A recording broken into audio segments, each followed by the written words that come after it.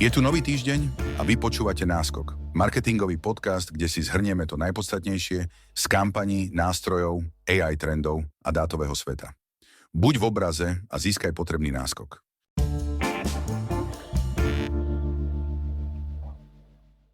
Google obrázky oslavujú 25 rokov a kompletne menia spôsob zobrazovania obrázkov. Namiesto jednoduchého vyhľadávacieho poľa teraz používateľov víta dynamická galéria obrázkov aktualizovaná v reálnom čase a prispôsobená ich záujmom. Novinkou je aj možnosť ukladať obrázky do kolekcií, ktoré sa zobrazujú ako záložky nad hlavnou galériou. Funkcia sa postupne spúšťa na desktope v Spojených štátoch v angličtine a vyžaduje prihlásenie do Google účtu.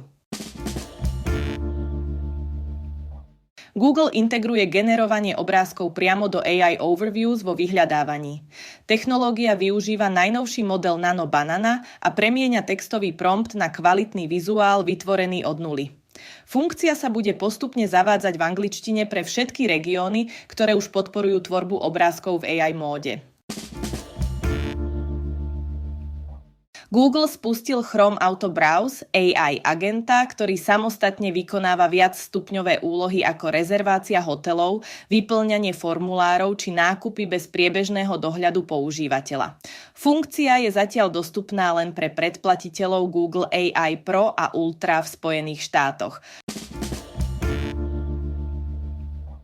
Od polovice júla Google rozšíril reportovanie produktov v Performance Max kampaniach na všetky siete, nielen zobrazenia vo vyhľadávaní. Výsledkom je jednorazový skok v impresiách, kliknutiach a ďalších metrikách, ktorý však neznamená reálne zlepšenie výkonu, ale len rozšírenie merania. Meta pridala nové bezpečnostné opatrenia pre rodičov, ktorých deti používajú Meta AI.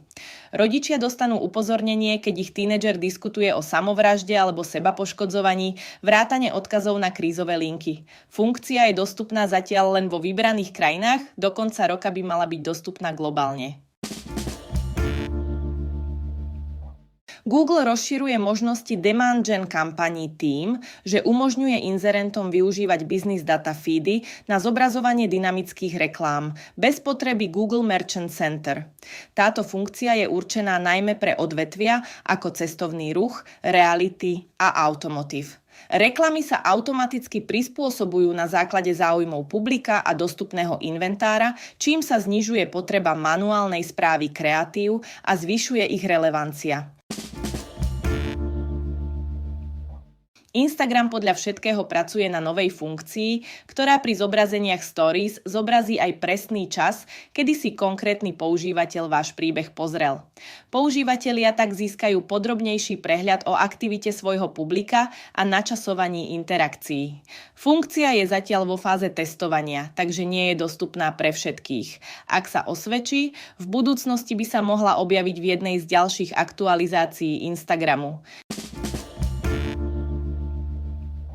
Google čoraz častejšie vyraďuje z indexu stránky nie pre technické chyby, ale pre nízku kvalitu obsahu. Problémom je tzv. Commodity content. Kompetentné, ale generické články, ktoré neprinášajú nič nové oproti tomu, čo už existuje. Riešením nie je technická oprava, ale originálny obsah založený na vlastných skúsenostiach a poznatkoch. Google pridal do nástroja Google Vids dve nové funkcie.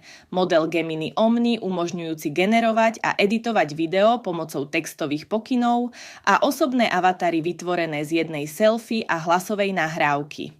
Obe funkcie sú dostupné len plateným predplatiteľom Google AI Pro, Ultra a Workspace. To je na dnes všetko. S ďalšou várkou online noviniek sme tu pre vás opäť o týždeň.